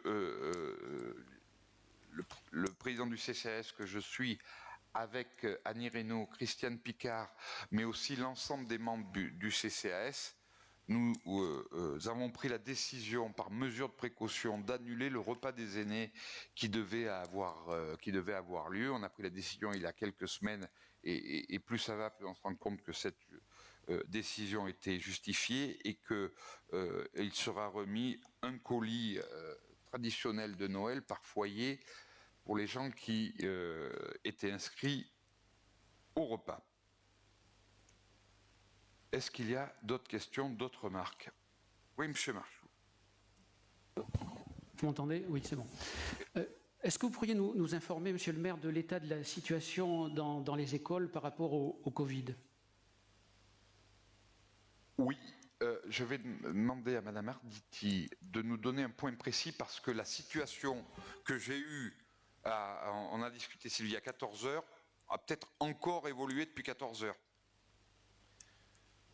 Donc je préfère que Sylvie Arditi nous donne l'information précise de ce soir. Bonjour. Donc depuis effectivement mi-novembre, nous sommes à la 8e classe qui a fermé. Maintenant, le protocole a changé depuis lundi dernier, donc on ne ferme plus au premier cas, mais on ferme bien qu'au 3e cas. Donc un peu moins de classes fermées, mais les enfants partent chez eux, font les tests et reviennent. Donc pour l'instant, ça a l'air de se stabiliser, mais on est au 7e arrêté préfectoral, oui. Vous dire que je voudrais avoir une pensée pour nos enseignants et nos directeurs qui vivent des situations extrêmement compliquées et anxiogènes en ce moment. Donc je voudrais leur rendre hommage, parce que c'est très compliqué pour le monde enseignant, pour nos ATSEM aussi. Et pour notre personnel qui travaille dans les écoles, c'est vraiment très compliqué en ce moment, vraiment. Et on suit l'actualité tous les jours. On a un point, moi j'ai un point tous les jours qui est fait à mi-journée pour savoir où on en est précisément. Autre question, autre remarque? Oui. Oui, j'en ai beaucoup. Ouais, C'est-à-dire qu'on prépare les conseils municipaux avec l'association Malmort Autrement, hein, Et donc voilà, donc je me fais ici le porte-parole de quelques-unes de ces questions. On a notamment, à notre dernière réunion, on a présenté le projet de PLU que vous nous aviez présenté la dernière fois. Mais il y a eu des questions. Alors, notre première, une question concernant le terrain donc, que la municipalité a vendu rue de Corrèze, en face de Noz. Donc, 60 000 € un terrain en zone inondable, oui. Donc, est-ce qu'une construction est prévue sur ce terrain? Non, il n'y a pas eu de permis d'accepter, il ne peut pas y avoir de permis déposé puisque c'est un terrain en zone inondable. Mais bon, il y a bien une construction qui a commencé là actuellement. J'ai vu qu'il y avait des clôtures qui avaient été faites, je suis passé voir cet après-midi pour tout vous dire. Je me réserve le droit d'intervenir. Voilà, donc certains riverains, on va dire, du quartier s'étonnent de cela. Je vous en fais part. En restant dans les quartiers, donc des questions sur les réunions de quartier. Donc pour savoir combien de réunions ont eu lieu, quelles sont les dates des prochaines, parce que le site de la mairie, de la ville, n'est pas à jour sur ce calendrier. Voilà. Où va vous répondre? Pardon. Oui, pour les référents de quartier, on est... Alain, regarde. Pardon. On est en train. On a préparé les réunions de quartier qui commenceront le 1er avril. On a choisi avec monsieur le maire maintenant de faire des réunions de quartier sur place, sur les terrains. Dans le prochain Malmort Mag, normalement, vous aurez toutes les dates et les endroits de chaque réunion et par les secteurs. On a fait 6 secteurs pour être auprès des Malmortois. Et les dates où sont bien sûr communiquées pour que vous puissiez être présents, bien sûr. Le prochain avec les endroits et les lieux et tout. Voilà, mais certaines à partir personnes... du 1er avril, parce que pour les beaux jours, quoi. Parce que si on fait des réunions à 18h30 maintenant, c'est un peu compliqué. Donc ça sera indiqué dans le MAG, mais aussi sur le site. Oui. Oui. On y travaille à partir de la semaine prochaine, justement. Bon, il y avait des remarques et des questions aussi, et je laisse la parole à Frédéric, peut-être, sur le passage à niveau. Plusieurs questions sur le passage à niveau du Pilou. Suite à l'article de presse, puisque Terrasson, les gens ont lu qu'à Terrasson, il était investi avec l'État, l'Europe, la région, le département, des millions d'euros. Bon, nous, on n'a pas l'emprise foncière pour faire un tel aménagement. Cela étant dit, y aurait-il possibilité, puisque lorsque le contournement sera achevé, on risque d'avoir un flux de véhicules supplémentaires, peut-être. On ne sait pas, peut-être faudra-t-il mettre des éléments de comptage pour pouvoir apprécier la chose. Est-ce qu'on peut solliciter les services de l'État pour ne serait-ce que faire une étude de faisabilité avant de pouvoir véritablement discuter de la chose et puis répondre du coup aux habitants qui nous posent ce type de questions. Oui, on a déjà interpellé la SNCF, les services de l'État sur ce sujet, puisqu'on fait partie des deux les plus dangereux sur le coin. Le journal La Montagne, l'autre jour, a fait encore un article là-dessus. C'est un vrai sujet. Et la petite anecdote, c'est que quand on a voulu prévenir la SNCF de ce dysfonctionnement, ça a été un peu compliqué quand même. En plus, pour tout se dire. Voilà. Parce que bon. Donc on est en train d'interpeller les services de l'État et la SNCF et Réseau Ferré de France sur ce sujet-là. Oui. Voilà. Ça marche. Donc une dernière question, un peu plus longue. Je vous ai d'ailleurs envoyé un message à ce sujet parce que la réponse certainement méritait d'être préparée. Alors, dans son article 32, le règlement intérieur de notre commune est limité au bulletin d'information générale, c'est-à-dire au Malmort Mag. Or, on nous a fait savoir, moi j'avais bien sûr zappé cette information, que la loi NOTRe depuis 2015 a supprimé la référence au bulletin d'information générale dans l'article du Code général des collectivités territoriales auquel se réfère notre règlement intérieur. Donc l'article du Code général ne vise plus un support dédié, à savoir un support papier, mais de manière générale la diffusion d'informations par la commune. En conséquence, les élus de l'opposition ont donc un droit d'expression sur tous les supports de communication de la commune, notamment les supports numériques. À cet égard, Monsieur le maire, nous vous demandons de bien vouloir mettre à l'étude une modification du règlement intérieur pour définir des modalités adaptées pour l'expression des élus de l'opposition sur les supports numériques de la ville, à savoir le site et la page Facebook. Merci. Demande de parole, Monsieur Marcos. Merci, Monsieur le maire. C'est toujours avec grand plaisir que lorsque je suis questionné, lorsque nous sommes questionnés par Monsieur Marchou, on effectue les recherches. C'est un peu plus compliqué quand c'est 48 heures avant, mais on s'y est attelé.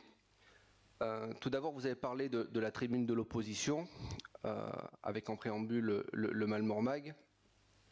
Et vous avez raison, et je vous remercie de nous donner la possibilité d'en parler, parce que comme vous le savez, on l'a dit, le Malmort-Mag qui était à une parution de 5000 exemplaires est passé désormais à une parution de 8000 exemplaires, avec il est à disponibilité dans les petits commerces de Malmort, les commerces de bouche, les boulangeries, etc., pour qu'on puisse bien évidemment communiquer sur aux Malmortois, parce que les élus, je le rappelle, ce sont les élus de la majorité qui distribuent le Malmort-Mag.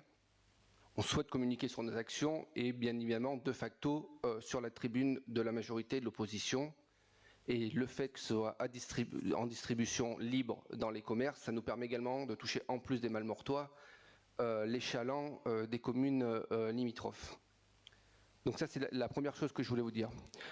Dans le mail que vous nous envoyez, vous nous expliquez que vous souhaitez aborder la question du droit d'expression des élus de l'opposition sur le site internet et la page Facebook de la ville, et vous faites référence à 2-3 articles dans le corps de votre mail. Je me permettrai de reprendre, vous vous appuyez sur un article de La Gazette qui parle de Twitter en date de 2017. Le tribunal administratif a estimé dans un jugement du 13 décembre 2018 qu'un compte Twitter de la commune est implicitement considéré comme un bulletin d'information, mais il n'ouvre pas pour autant la voie à l'expression de l'opposition. Ceci 1 an plus tard, l'article de La Gazette. Concernant Facebook, il faut savoir que Facebook, alors là c'est un peu technique, je suis désolé, mais c'est pour répondre de manière technique à votre sollicitation.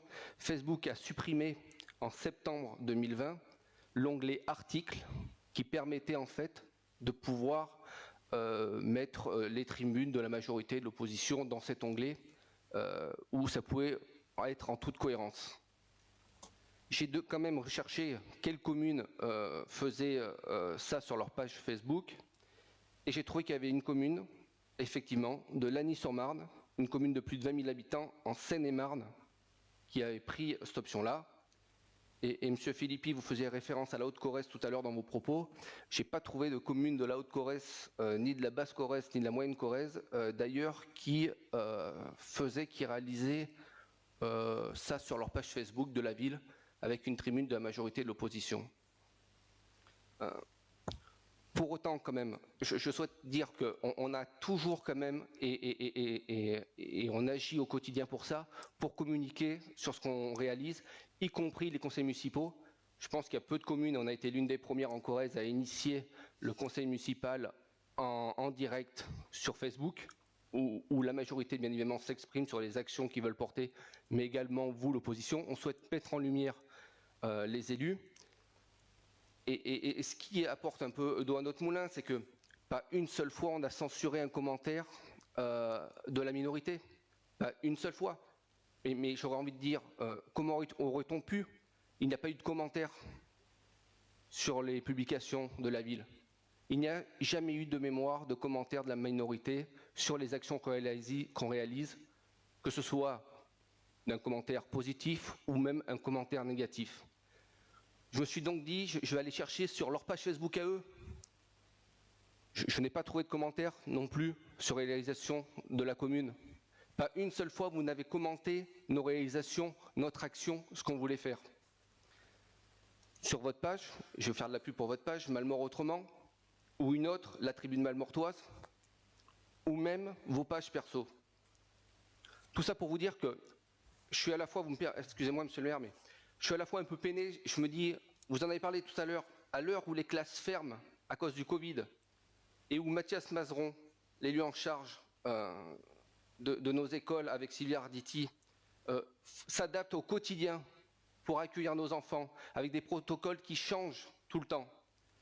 À l'heure où nos aînés subissent encore pleinement le Covid et on a dû prendre une décision courageuse, comme l'a dit monsieur le maire, ne plus faire le repas des aînés. Et je tiens à remercier également Annie Reynaud et Christiane Picard qui ont trouvé une solution de substitution avec un repas, parce qu'on sait qu'il y a encore des personnes âgées qui vont passer les fêtes toutes seules pour la deuxième fois, où il y avait ce moment convivial qu'on offrait. C'est ce soir le cœur déchiré qu'on a une nouvelle fois annoncé que ce repas était annulé. À l'heure également où Nadine Picon et Stéphane Serre accompagnent les associations, parce que le milieu associatif qui organise au quotidien, qui font vivre la commune, sont obligés d'organiser et désorganiser, parce que les règles changent. On parle bien de nos bénévoles qui, eux, font vivre la commune et qui sont obligés de s'adapter sur leur temps libre. Et nous, la ville, on souhaite les accompagner au mieux. À l'heure où nos commerces souffrent également. Encore ce matin, nous étions avec le maire pour lancer Proxity.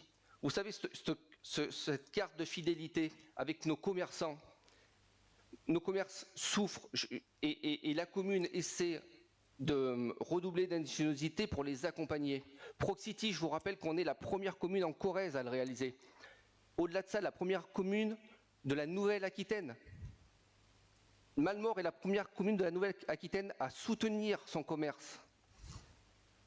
À l'heure où le maire est le premier VRP, et on sait comment il mouille la chemise pour que les locaux vacants ne le soient plus, et aujourd'hui, toutes les semaines, il reçoit des personnes qui veulent s'installer à Malmort, parce que sa dynamique, ce qu'il a créé sur la commune, avec les animations, font qu'en fait les gens ont envie de venir à Malmort. Vous avez vu également, on a une campagne en soutien à nos commerçants, parce qu'on souhaite les accompagner, on souhaite initier avec l'entreprise, on souhaite monter, on a demandé aux associations de créer une association de commerçants pour pouvoir au mieux les fédérer.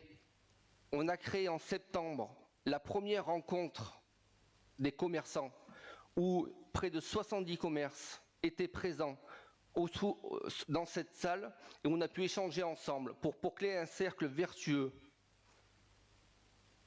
Alors voilà, M. Marchou, ce soir, je suis un peu déçu en fait que vous vouliez en fait faire de la page de la ville là où on n'a jamais fait de politique politicienne, là où la majorité ne s'est jamais exprimée, là où on œuvre au quotidien pour accompagner en fait les actions pour les Malmortois. Monsieur le maire, je vous demanderai ce soir, les élus de la majorité et de la minorité également, en fait, de ne pas prendre en otage l'outil qui est la page Facebook de la ville et de pas permettre en fait qu'on puisse mettre une tribune de la majorité ou de la minorité dans cet endroit-là. On a sur cette page un lien Calaméo. Le lien Calaméo, c'est on retrouve le Malmort Mag, où on peut facilement retrouver la tribune de la majorité et de l'opposition. À mon sens, ça suffit. Je vous remercie, monsieur le maire. Merci. Oui, monsieur Marchou. Oui, monsieur Marcos.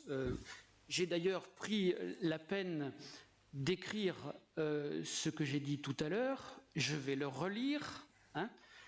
Nous vous demandons de bien vouloir mettre à l'étude une modification du règlement intérieur pour définir ensemble des modalités adaptées pour l'expression des élus de l'opposition sur les supports numériques de la ville. C'est intemporel, ça. Ok, le contexte, je vous l'accorde et on le partage, mais ça, c'est une demande réglementaire, Monsieur Marcos. Hein, je ne demande pas de m'exprimer demain sur le site de la ville ou sur le site Facebook. Je répète, c'est noté, hein, mettre à l'étude une modification du règlement pour définir ensemble des modalités adaptées pour l'expression des élus de l'opposition sur les supports numériques de la ville. Pas pour dans 5 minutes, pas pour dans 5 minutes, peut-être pour l'année prochaine, peut-être jamais, peut-être pour nos successeurs. Monsieur le maire est très attaché donc à l'utilisation des supports numériques et je pense que c'est quelque chose auquel il faut s'intéresser. Donc merci pour votre plaidoirie, mais elle est complètement déplacée, Monsieur Marcos. Merci. Mais vous savez que le maire de Malmort, c'est action-réaction, donc je vous propose de suite que l'on puisse examiner lors du prochain conseil municipal quelque chose qui irait dans ce sens, où je vous propose que sur le site internet de la mairie de Malmort, vous ayez un onglet qui vous soit dédié et qui permettra de mettre l'expression que l'on peut avoir de l'opposition. Je tiens, vous le savez, à ce que l'opposition, la minorité, comme on veut, tout le monde puisse s'exprimer librement. Donc on proposera une modification pour que le site internet de la ville vous soit ouvert et vous puissiez vous exprimer. Merci, Monsieur le maire. Sur les réseaux sociaux, ça pose un peu plus de problèmes techniques, c'est-à-dire que si Facebook n'avait pas modifié sa façon de faire, moi je vous aurais proposé qu'on ait un onglet qui aurait été dédié à la majorité, à la minorité en permettant une expression libre. Hélas, depuis peu de temps, Facebook ne le permet plus. Mais je trouve par contre logique de mettre en exergue le mot de la minorité et le mot de la majorité sur les réseaux sociaux. Donc il faudra qu'on étudie la possibilité que le mot qui se retrouve sur le Malmort Mag des uns et des autres puisse se retrouver aussi sur les réseaux sociaux. Je demanderai juste une chose, c'est une idée, c'est que les gens ne puissent pas commenter, qu'on enlève les commentaires là-dessus. Parce qu'on risque de partir sur du tout et n'importe quoi. Nous sommes d'accord. C'est-à-dire qu'on peut enlever les commentaires sur ce genre d'expression, on enlève. Alors, est-ce qu'on va mettre le Malmort Mag, enfin c'est à l'étude, est-ce qu'on mettra le Malmort Mag dedans et comme ça on pourra retrouver la partie de la majorité et de l'opposition, mais par contre, je ne souhaite pas, et je vois que c'est partagé, que les gens commentent, parce que sinon, là, on va plus s'en sortir, ça va partir dans tous les sens. Donc, on vous proposera dans les prochaines semaines et les prochains mois une adaptation du conseil municipal sur la partie numérique. Je pense que ça a du bon. Je pense qu'il est important que tout le monde puisse s'exprimer dans la clarté. Merci. Est-ce qu'il y a d'autres remarques, d'autres questions? Oui, M. Avril. Oui, monsieur le maire, je souhaiterais faire une brève intervention sur le Covid. Oui. Je pense que vous le savez, je fais partie de l'équipe vaccinale de l'hôpital. Je rencontre donc pas mal de patients.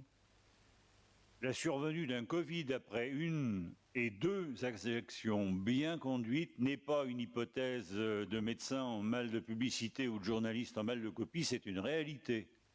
Ça ne touche pas que les personnes âgées, débilitées sans défense immunitaire, ça peut toucher les gens plus jeunes. Tant que les gens sont en parfaite santé avec 2 vaccins sans tir, mais ça peut aussi tourner au drame chez les gens qui sont fatigués et en mauvaise santé. La vaccination à 2 injections c'est un confort, ce n'est pas une sécurité totale, faites attention. Merci. D'autres remarques? Écoutez, je vous souhaite de clore ce conseil municipal, qui sera le dernier de l'année, et je vous souhaite de passer d'excellentes fêtes de fin d'année, et protégez-vous. Merci à vous.